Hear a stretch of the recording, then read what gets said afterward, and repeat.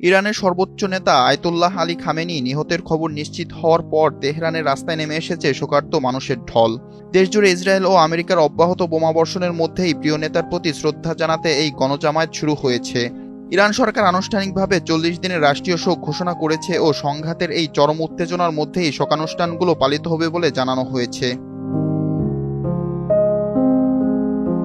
শোকের আবহের মধ্যেই তেহরানে আরেকটি বিশাল বিস্ফোরণের শব্দ শোনা গিয়েছে।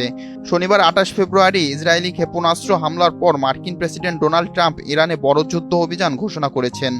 ট্রাম্প সাফ জানিয়ে দিয়েছেন তার লক্ষ্য অর্জিত না হওয়া পর্যন্ত, অর্থাৎ সারা সপ্তাহ জুড়ে অথবা যতক্ষণ প্রয়োজন ততক্ষণ এই বোমাবর্ষণ অব্যাহত থাকবে।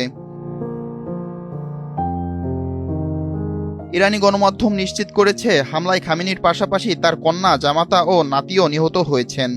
যুদ্ধের ভয়াবহতা ছড়িয়ে পড়েছে সাধারণ মানুষের ওপরও।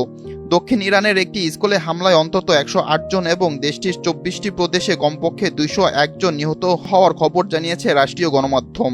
এদিকে সর্বোচ্চ নেতার মৃত্যুর জেরে ইরান তার প্রতিশোধমূলক হামলার পরিধি বহুগুণ বাড়িয়ে দিয়েছে। বিপ্লব শেখ, এনটিভি অনলাইন।